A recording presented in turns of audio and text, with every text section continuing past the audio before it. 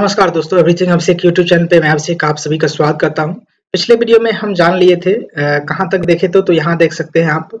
तो यहाँ तक हम लोग देख लिए थे जिसमें कि एंटी पायरेटिक वगैरह और प्रशांतक के तक हम देख लिए थे। ये सारी जानकारी आपको अच्छा लगा होगा और इसी वीडियो का जो है कि नेक्स्ट पार्ट होगा, इसमें हम बात करेंगे जो कि आए दिन जनरल कॉम्पिटिटिव एग्जामिनेशन के सभी के लिए जो महत्वपूर्ण होते हैं। इसमें हम जानेंगे आज प्रतिजैविक के बारे में, जो कि एंटीबायोटिक के नाम से भी आप लोग जानते हैं, और कई सारे फैक्ट होंगे जिसमें फर्टिलाइजर उर्वरक के बारे में भी जानने की कोशिश करेंगे। और साथ ही साथ जो विविध में जो भी फैक्ट होंगे, जो महत्वपूर्ण फैक्ट होंगे एग्जामिनेशन के प्रोस्पेक्टिव से, उसको भी जानेंगे, जो कि बेहद ही इंपॉर्टेंट होते हैं। वीडियो को लाइक कर दीजिएगा, शेयर कर लीजिएगा दोस्तों के साथ, और वीडियो को लास्ट तक देखिएगा। और चैनल पे नए हैं तो प्लीज सब्सक्राइब करके बेल आइकन प्रेस कीजिएगा इसी प्रकार की वीडियोस देखने के लिए। शुरू करेंगे, जिसमें कि देख सकते हैं सबसे पहले आपको स्क्रीन पे दिख रहे होंगे एंटीबायोटिक का बड़ा सा टैबलेट। और ये टैबलेट कहता है, क्या कहता है तो देख सकते हैं कि ऐसे रासायनिक पदार्थ जो जीवित कोशिकाओं से प्राप्त या फिर निर्मित होते हैं या तथा कि सूक्ष्म जीवों के जन्म प्रक्रियाओं को बाधित करते हैं तथा उन्हें नष्ट कर देते हैं, तो उसे हम कहते हैं एंटीबायोटिक कहते हैं। इसको ध्यान रखेंगे। प्रथम जैविक पेनिसिलिन के बारे में जाने तो प्रथम जैविक पेनिसिलिन आप देख सकते हैं वर्ष 1929 ईस्वी में खोजा गया था, और अलेक्जेंडर फ्लेमिंग के द्वारा जो है कि प्रथम प्रतिजैविक के पेनिसिलिन के रूप में खोजा गया था। उसके बाद स्रोत आप देखेंगे तो पेनिसिलियम नामक नोटेटम से इसे खोजा गया था। और पहली एंटीबायोटिक मेडिसिन भी था जो कि नाम था उसका पेनिसिलिन था। 1929 ईस्वी में इसका खोज किया गया था। यहाँ पर देख सकते हैं बेहोशी कारक के रूप में, बेहोशी कारक के रूप में आपको देखने को मिलेगा जो एनेस्थीसिया के आप कह सकते हैं, इसे एनेस्थीसिया जिसे कहते हैं बेहोशी कारक। और इसमें आप देखेंगे तो ऐसी औषधि जो कि सभी प्रकार के कोशिकाओं जैसे कि प्रमुख रूप से तंत्रिका तंत्र के जैव कार्यों के प्रति अचेतना या फिर आप देख सकते हैं इनसेंसिबिलिटी उत्पन्न करती है, तो इसे आप एनेस्थीसिया के रूप में जानते हैं, जो कि अक्सर बड़े बड़े ऑपरेशन में, बड़े बड़े हॉस्पिटल में इसका उपयोग किया जाता है। उदाहरण के रूप में आप देख सकते हैं क्लोरोफॉर्म को आप जान सकते हैं, जो कि एक प्रकार का एनेस्थीसिया है। उसके बाद देखने को मिलेगा प्रमुख खाद्य परिरक्षक के रूप में आप जाने तो प्रमुख खाद्य जो परिरक्षक है उसके आप नाम देख सकते हैं एपोएक्साइड, जिसका कि उपयोग होता है सूक्ष्म फल व फिर मसालों का परिरक्षण करने में। उसके बाद है सोडियम मेटाबाइसल्फाइड का उपयोग आप जाने तो सॉस या फिर जैम व फिर अचारों के परिरक्षण में किया जाता है, सोडियम मेटाबाइसल्फाइड का। उसके बाद सॉर्बिक अम्ल के बारे में जाने, सॉर्बिक व अम्ल या फिर व लवण के बारे में जाने तो ये सॉर्बिक अम्ल या फिर लवण, इसका इस्तेमाल यीस्ट या फिर फफूंदी की वृद्धि को रोकने में इसका इस्तेमाल किया जाता है। उसके बाद सोडियम बेंजोएट को देखें तो सोडियम बेंजोएट का उपयोग मृदु पेय पदार्थ तथा अम्लीय भोजन के परिरक्षण के लिए हम करते हैं, सोडियम बेंजोएट का उपयोग करते हैं। अब जानेंगे यहाँ से फर्टिलाइजर के बारे में, जो बेहद ही महत्वपूर्ण है। यहाँ पर देखेंगे जो फर्टिलाइजर को हिंदी में उर्वरक कहते हैं, और परिभाषा के रूप में जाने तो पौधों की पोषक आवश्यकताओं की पूर्ति करने वाला जो पदार्थ होता है वह कहलाता है उर्वरक कहलाता है। अर्थ के रूप में आप जाने तो उर्वरता प्रदान करने वाला जो भी रसायन होगा उसे आप उर्वरक के रूप में जानेंगे, फर्टिलाइजर कहेंगे। अन्य नाम के रूप में आप जान सकते हैं इसका कार्बनिक खाद भी कहा जाता है, और इसे आप उर्वरक के रूप में जानते ही हैं। उसके बाद परीक्षा की दृष्टि से कुछ फैक्ट है उसको जान लेते हैं जो कि इम्पोर्टेंट है। तो पहला आप देखेंगे तो वह तत्व जो उर्वरक में नहीं पाया जाता है वह कौन सा है, तो हाइड्रोजन है जो कि उर्वरक में नहीं पाया जाता है। यूरिया क्या है, तो यूरिया एक नाइट्रोजन युक्त कार्बनिक यौगिक है। उसके बाद दूसरा देख सकते हैं कि कौन सा उर्वरक मृदा में शाब्दिक अम्ल छोड़ता है, तो अमोनियम सल्फेट छोड़ता है शाब्दिक अम्ल। दूसरा है देख सकते हैं कि यूरिया में नाइट्रोजन की प्रतिशत कितनी होती है, तो 45% नाइट्रोजन होता है। यूरिया में नाइट्रोजन किस रूप में पाया जाता है, तो एमाइड के रूप में यूरिया में नाइट्रोजन पाया जाता है। पौधे नाइट्रोजन प्राप्त कहाँ से करते हैं, तो पौधे जो है नाइट्रोजन कहाँ से प्राप्त करते हैं, तो नाइट्रेट के रूप में प्राप्त करते हैं। पौधे जो है कि नाइट्रोजन नाइट्रेट के रूप में प्राप्त करते हैं। अगला है नाइट्रोजन का नाइट्रेट में बदलने की क्रिया क्या कहलाती है, तो नाइट्रोजन स्थिरीकरण कहलाती है। नाइट्रोजन का नाइट्रेट में बदलने की जो क्रिया है वह नाइट्रोजन स्थिरीकरण कहलाती है। यूरिया का उत्पादन देखें तो यूरिया का उत्पादन होता है द्रव अमोनिया तथा कार्बन डाइऑक्साइड की प्रतिक्रिया से यूरिया का उत्पादन हम करते हैं। उसके बाद है फसलों में पर्णीय छिड़काव में प्रयुक्त होने वाला उर्वरक कौन सा है, तो यूरिया ही है, जो कि पर्णीय छिड़काव के रूप में हम इसका इस्तेमाल करते हैं।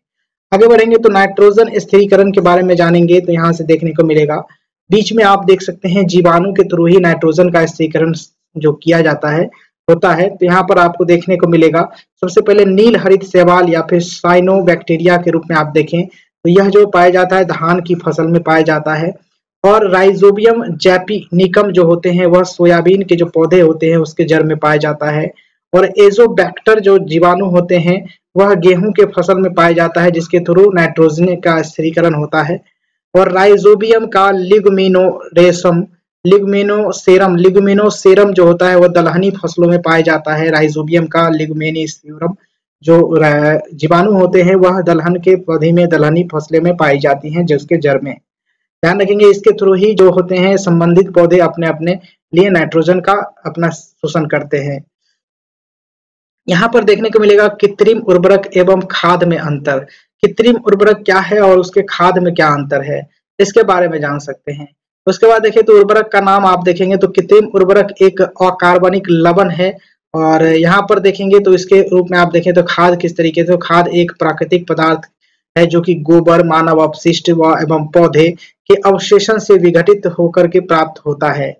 ध्यान रखेंगे। उसके बाद देखने को मिलेगा दूसरा पॉइंट में कि कृत्रिम उर्वरक का उत्पादन फैक्ट्रियों में होता है लेकिन खाद खेतों में बनाई जा सकती है। उसके बाद तीसरा नंबर पॉइंट देखेंगे कृत्रिम उर्वरकों से मिट्टी की ह्यूमस जो होती है वह प्राप्त नहीं होती है लेकिन जो खाद है उसमें मिट्टी की जो ह्यूमस है प्रचुर मात्रा में प्राप्त की जा सकती है। तो चौथा पॉइंट है कि कृत्रिम उर्वरक के में जो है कि पादप पोषक जैसे कि नाइट्रोजन, फास्फोरस तथा पोटासियम प्रचुरता होती है लेकिन खाद में जो है कि पादप पोषक तुलनात्मक रूप से कम होता है।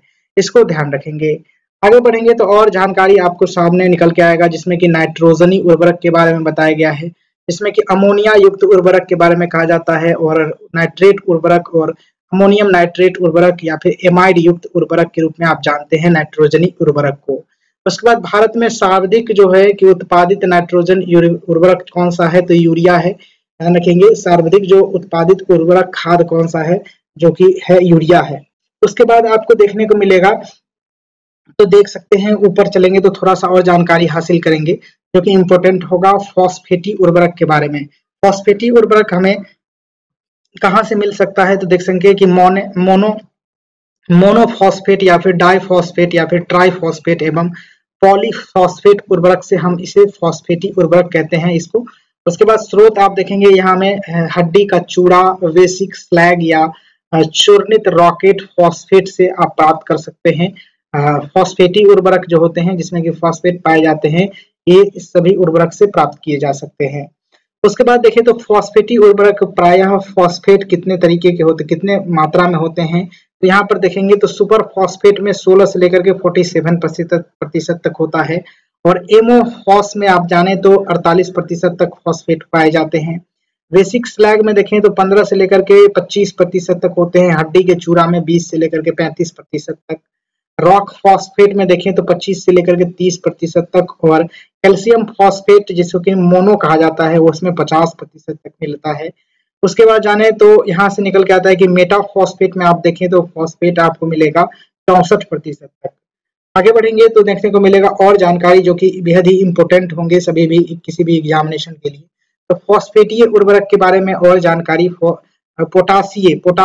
फॉस्फेटीय नहीं पोटासिय जो उर्वरक होते हैं उसके बारे में जानकारी यहाँ से हासिल करेंगे। मुख्य उर्वरक के रूप में जाने तो कैटीन एवं म्यूरिएट ऑफ पोटास कहते हैं इसे। उसके बाद देखेंगे तो उर्वरक की जो आवश्यकता कम होती है इस उर्वरक की और मोरिएट ऑफ पोटास आप देखेंगे तो पोटासियम क्लोराइड जिसे KCl का व्यापारिक नाम आप जान सकते हैं। और आगे बढ़ेंगे तो जिसमें कि नाइट्रोजनी उर्वरक में नाइट्रोजन किस तरीके से होता है इसके बारे में जान लेते हैं कि अमोनियम सल्फेट में देखें तो 21% तक होता है। अमोनियम क्लोराइड में 25% तक नाइट्रोजन होता है। उसके बाद अमोनियम नाइट्रेट में देखें तो 35%, कैल्शियम नाइट्रेट में 17%, सोडियम नाइट्रेट में 16% और कैल्शियम साइनामाइड में देखें तो 21% और यूरिया में देखें तो सबसे अधिक 45% तक नाइट्रोजन पाए जाते हैं। उसके बाद देखें तो पोटासिय उर्वरक में जो पोटास की मात्रा होती है कितनी होती है तो पोटासियम क्लोराइड में जाने 48 से 60% तक होता है। पोटासियम सल्फेट में 48 से 50% तक होता है। उसके बाद टैनिट जो होता है पोटासियम उर्वरक, उसमें जाने तो 12 से लेकर के 16% तक होता है।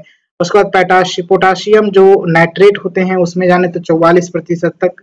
उसके बाद लकड़ी की जो राख होती है उसमें 3.7% तक पोटासिय उर्वरक में जो है कि पोटास के रूप में पाए जाते हैं। तंबाकू के डंठल में देखें तो 4 से 9% तक पोटास पाए जाते हैं, इसको भी ध्यान रखेंगे। आगे बढ़ेंगे तो जो जानकारी है आपके सामने वो बेहद ही इंपॉर्टेंट है, कहता है अम्ल, क्षार एवं लवण के बारे में। और अम्ल, क्षार, लवण के बारे में जो इंपॉर्टेंट फैक्ट है इसके देखें तो यह पदार्थ वह पदार्थ जो स्वाद में खट्टा हो तथा धातु से क्रिया करके हाइड्रोजन गैस मुक्त करे तो वह कहलाएगा आपका अम्ल कहलाएगा, एसिड कहलाएगा। क्षार किसे कहते हैं तो वह पदार्थ जो स्वाद में कड़वा हो तथा धातु से क्रिया करने पर OH+ आयन यानी हाइड्रो ऑक्साइड आयन उत्पन्न करे तो यह कहलाएगा आपका क्षार कहलाएगा। इसको ध्यान रखेंगे। अम्ल क्षार सूचक के रूप में आप जाने तो अम्ल क्षार सूचक के रूप में देख सकते हैं लिटमस विलियन को जान सकते हैं, मेथेनोइक ऑरेंज को जान सकते हैं और फिनोफ्थलीन को जान सकते हैं। और लास्ट जो है कि प्राकृतिक सूचक के रूप में अम्ल के सूचक है उसका आप जान सकते हैं हल्दी को कहा गया है प्राकृतिक सूचक। उसके बाद लिटमस विलियन के बारे में जाने तो लिटमस जो विलियन होता है बैगनी रंग का एक घोल होता है। यहाँ पर प्राप्त कहाँ से कर सकते हैं तो लाइकेन के पौधे से या फिर कैलोफाइटा समूह के जितने भी सारे पौधे होते हैं उससे आप लाइकेन प्राप्त कर सकते हैं। अम्ल जो है कि लिटमस पेपर को लाल कर देता है और क्षार जो है कि लिटमस पेपर को नीला कर देता है, इसको ध्यान रखेंगे। अम्ल लाल कर देता है और क्षार नीला कर देता है। उसके बाद पीएच स्केल के बारे में जाने तो पीएच स्केल के बारे में जान सकते हैं कि पूरा नाम इसका होता है potential of hydrogen. PH scale का पूरा नाम होता है पोटेंशियल ऑफ हाइड्रोजन। जानेंगे तो प्रयोग किससे किया जाता है, कहाँ पर किया जाता है तो इसके विलयन में हाइड्रोजन की आयनों की सांद्रता को ज्ञात करने में इसका इस्तेमाल किया जाता है। खोजकर्ता आप देखेंगे तो सोरेनसन, आप जाने इसके जो खोजकर्ता थे पीएच स्केल के खोजकर्ता सोरेनसन थे। और कुल खंड इसमें जो होते हैं 0 से लेकर के 14 तक इसमें खंड होते हैं। और यदि पीएच मान 7 है तो विलयन उदासीन होता है, अगर पीएच मान 7 से कम हो तो विलयन अम्लीय होता है, अगर पीएच मान सबसे 7 से जो है कि अधिक हो तो विलयन क्षारीय होता है, और पीएच मान अगर 0 हो जाए तो सर्वाधिक अम्लीयता होता है, यानी कि सबसे ज्यादा अम्ल होगा, वह सबसे कड़ा अम्ल होगा। यदि पीएच मान 14 हो जाए तो सर्वाधिक क्षारकता को दर्शाता है यह, इसको ध्यान रखेंगे। आगे बढ़ेंगे जो जानकारी होगा वह आपके लिए इम्पोर्टेंट होगा और परीक्षा की दृष्टि से होगा। देख सकते हैं तो यहाँ पर देखने को मिलेगा कि मानव शरीर में देखें तो मानव शरीर का जो है कि पीएच मान जो होता है वो 7 से लेकर के 7.8 तक के मध्य होता है, कार्यशील रहता है। उसके बाद आप देख सकते हैं मुंह का जो मानव के मुंह है उसके जो पीएच मान होता है 5.5 से कम होने पर दंत क्षय प्रारंभ हो जाता है, यानी कि 5.5 होना चाहिए, उससे अगर कम होता है तो दांत का क्षय होना शुरू हो जाता है। उसके बाद अम्लीय वर्षा का पीएच मान 5.6 से कम होता है। उसके बाद शुक्र ग्रह के वायुमंडल का निर्माण मुख्यतः सल्फ्यूरिक अम्ल से हुआ है, इस फैक्ट को भी ध्यान रखेंगे। मधुमक्खी या फिर बर्रे के डंक मारने गए स्थान पर बेकिंग सोडा लगाने से उसमें आराम मिलता है, तो इसको भी ध्यान रखेंगे। कहाँ पर तो मधुमक्खी या फिर बर्रे के जो डंक मारने की जो जगह है वहां पर बेकिंग सोडा लगाएंगे तो आराम मिलता है। उसके बाद देखने को मिलेगा विभिन्न पदार्थों का पीएच मान जो कि इम्पोर्टेंट है। जठर रस का आप देखें तो 1.8 होता है, और नींबू के रस का देखें पीएच मान तो होता है 2 से 3 होता है। उसके बाद शुद्ध जल का आप जाने तो 7 होता है। रक्त का जाने तो 7.4 होता है पीएच मान। अम्ल की धातुओं से अभिक्रिया के बारे में जाने तो अम्ल को धातु से जब हम अभिक्रिया कराते हैं तो अम्ल धातु से अभिक्रिया करके लवण एवं हाइड्रोजन गैस उत्पन्न करता है। और जाने तो यहाँ पर क्षार की अधातुएं से अभिक्रिया किस तरीके से करता है तो क्षार जो है कि धातु से अभिक्रिया करके लवण और हाइड्रोजन गैस उत्पन्न करता है, इसको भी ध्यान रखेंगे। और आगे बढ़ेंगे जिसमें कि बताया जा रहा है यहाँ से कि अम्ल तथा क्षार की अभिक्रिया, तो अम्ल तथा क्षार की जो अभिक्रिया होता है वह किस तरीके से होता है। अम्ल तथा क्षार की जो अभिक्रिया है वह लवण तथा जल बनाता है और इसे उदासीनीकरण की अभिक्रिया कहते हैं। यहाँ इंपोर्टेंट है, बीबीआई है, यह एग्जामिनेशन में पूछा गया है, बीपीएससी में पूछा गया था इसी बार ही। आगे बढ़ेंगे तो देख सकते हैं विविध के रूप में आपके स्क्रीन पे आ गया है, जो कि इससे पहले जो था केमिस्ट्री का जो भी सीरीज था, जो भी वीडियो था वो समाप्त हो चुका है। और यहाँ से हम जानेंगे विविध से रिलेटेड जितने भी सारे फैक्ट है उसको हम जानने की कोशिश करेंगे। जो कि इम्पोर्टेंट है विविध के रूप में, जिसमें कि कुष्ठ निवारण दिवस कब मनाया जाता है, तो जनवरी के आखिरी रविवार को मनाया जाता है कुष्ठ निवारण दिवस। उसके बाद राष्ट्रीय वन दिवस देखें तो 21 मार्च को मनाया जाता है। विश्व जैव विविधता दिवस 22 मई को मनाया जाता है। पृथ्वी दिवस 22 अप्रैल को मनाया जाता है। और विश्व जल दिवस के देखें तो 22 मार्च को मनाया जाता है, और 22 मार्च को ही बिहार दिवस भी मनाया जाता है। तपेदिक बिहार विश्व तपेदिक दिवस देखें तो 24 मार्च को मनाया जाता है। और विश्व पशु दिवस के बारे में जाने तो 4 अक्टूबर को मनाया जाता है। विश्व अल्पसंख्यक अधिकार दिवस 18 दिसंबर को मनाया जाता है। विश्व मधुमेह दिवस 4 नवंबर को। और विश्व ओजोन दिवस के बारे में जाने तो 16 सितंबर को। और लास्ट है विश्व खाद्य दिवस 16 अक्टूबर को मनाया जाता है। इसको ध्यान रखेंगे, इंपोर्टेंट है सारे के सारे डेट्स। और उसके बाद देखें तो स्थल या फिर संबंध संस्थान कौन कौन से है, कौन कौन से स्थान पर कौन कौन से स्थल है, तो देख सकते हैं। शिमला में जाने तो केंद्रीय आलू शोध संस्थान आपको देखने को मिलेंगे, और केंद्रीय एगमार्क प्रयोगशाला नागपुर में देखने को मिलेगा। और डायनोसोरियम नाम के जो संस्थान है वह हैदराबाद में है। लखनऊ में जानेंगे तो national botanical national botanical research centre Lucknow में स्थित है। लखनऊ में जाने तो नेशनल बोटेनिकल जो रिसर्च सेंटर है वो लखनऊ में स्थित है। कोलकाता में जाने तो देश का पहला दंत चिकित्सक महाविद्यालय 1920 में बनाया गया था।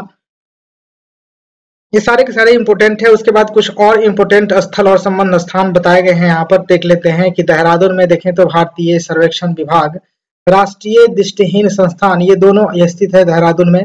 भोपाल में राष्ट्रीय उच्च सुरक्षा पशु रोग संस्थान भोपाल में स्थित है। राष्ट्रीय मानसिक विकलांगता संस्थान हैदराबाद में अवस्थित है। केंद्रीय औषधि अनुसंधान संस्थान लखनऊ में अवस्थित है। भारतीय सुदूर संवेदन संस्थान Indian institute of remote sensing जो है कि वह देहरादून में अवस्थित है। अंतरिक्ष उपयोग केंद्र अहमदाबाद में अवस्थित है। और जाने यहाँ से तो हैदराबाद में देखें तो नेशनल रिमोट सेंसिंग सेंटर भी अवस्थित है। उसके बाद देखें तो बेंगलुरु में आपको देखने को मिलेगा Indian space research organisation ISRO भी अवस्थित है। उसके बाद है इसरो के मास्टर कंट्रोल सुविधा कहाँ अवस्थित है, तो हासन में अवस्थित है। उसके बाद देखिए तो नेशनल शुगर इंस्टीट्यूट जो अवस्थित है वो कानपुर में है। मोतीलाल नेहरू राष्ट्रीय प्रौद्योगिकी संस्थान प्रयागराज में अवस्थित है। आगरा में राष्ट्रीय जलमा कुष्ठ एवं अन्य माइकोबैक्टीरियल रोग संस्थान अवस्थित है आगरा में। और कटक में जाने तो राष्ट्रीय चावल अनुसंधान संस्थान अवस्थित है कटक में, जो उड़ीसा में है, देख सकते हैं। उसके बाद है इंटर यूनिवर्सिटी एक्सेलरेटर सेंटर यानी IUAC नाम से जो संस्थान है वह नई दिल्ली में अवस्थित है। पुणे में inter university centre for astrophysics के रूप में आप जाने IUCAA का जो संस्थान है वो पुणे में अवस्थित है। तिरुवनंतपुरम में जाने तो विक्रम साराभाई अंतरिक्ष केंद्र अवस्थित है। श्रीहरिकोटा में देखें तो सतीश धवन अंतरिक्ष केंद्र जो है कि अवस्थित है, ध्यान रखेंगे। आगे बढ़ेंगे तो और जानकारी यहाँ से हम हासिल करेंगे, जो कि स्थल संबंध संस्थान के बारे में कुछ और जानकारी है, जो कि वाराणसी के रूप में आप देखें तो वाराणसी में केंद्रीय उच्च तिब्बती शिक्षा संस्थान अवस्थित है। वाराणसी में इंदिरा गांधी विकास अनुसंधान संस्थान मुंबई में अवस्थित है। राष्ट्रीय मानसिक स्वास्थ्य और स्नायु विज्ञान संस्थान बेंगलुरु में अवस्थित है। उसके बाद है हैदराबाद में देखें तो the English and foreign language university के रूप में आप जाने तो हैदराबाद में अवस्थित है। द सेंट्रल यूनिवर्सिटी के रूप में आप इसे जान सकते हैं। बेंगलुरु में देखें तो इंस्टीट्यूट ऑफ न्यूरोपैथी योजिक साइंसेज जो है कि बेंगलुरु में अवस्थित है। उसके बाद केंद्रीय औषधि संस्थान बेंगलुरु लखनऊ में अवस्थित है। साइंस सिटी कोलकाता को कहा जाता है। हाईटेक सिटी हैदराबाद को कहा जाता है। और हैदराबाद में देखें तो राष्ट्रीय ग्रामीण विकास एवं पंचायती राज संस्थान या फिर राष्ट्रीय पोषण संस्थान, ये दोनों अवस्थित है हैदराबाद में, इसको भी ध्यान रखेंगे। और जानेंगे जो कि विविध के रूप में है, जो कि जानकारी आपको देखने को मिलेगा जो होगी बेहद इंपोर्टेंट होगा। तो यहाँ पर देखने को मिलेगा कुछ सूची दिया गया है, जिसमें एंथ्रेसाइट जो होता है सर्वोत्कृष्ट कोयला होता है, यानी जो हाई क्वालिटी का कोयला आप एंथ्रेसाइट को कह सकते हैं। पीट जो होता है निकटतम कोयला होता है, निष्क्रियतम कोयला होता है। उसके बाद ग्रेफाइट भारी मशीनों के लिए स्नेहक का उपयोग करता है। और शुष्क बर्फ को देखें तो शुष्क बर्फ ठोस कहा जाता है, ठोस के रूप में, जो कि CO2 कार्बन डाइऑक्साइड को शुष्क बर्फ कहा जाता है। भारी जल D2O को कहा जाता है, जो कि परमाणु संयंत्रों में इस्तेमाल किया जाता है, मंदक के रूप में प्रयुक्त होता है। HC उरे महोदय जो थे कि भारी जल का खोज किए थे। और वर्षा का पानी देखें तो प्राकृतिक रूप में जो है कि पानी का शुद्धतम रूप होता है वर्षा का जल। उसके बाद निर्वलीकरण देखें, निर्लवणीकरण शुद्ध जल को शुद्ध करने में किया जाता है। शुद्ध जल अशुद्ध जल को है कि शुद्ध जल बनाने में हम इसका इस्तेमाल करते हैं। क्लोरीन को जाने तो पानी को शुद्ध करने में के लिए हम क्लोरीन का इस्तेमाल करते हैं। और जाने तो यहाँ पर उत्क्रम प्रासरण समुद्री जल को शुद्ध करने में इसका किया जाता है उपयोग। उसके बाद फिटकिरी का उपयोग हम स्कंदन की प्रक्रिया द्वारा पानी को स्वच्छ करने के लिए हम करते हैं, फिटकिरी का उपयोग। पानी को शुद्ध करने के लिए निर्लवणीकरण, उत्क्रम प्रसारण, उसके बाद क्लोरीन और फिर फिटकिरी से हम इसे पानी को शुद्ध कर सकते हैं।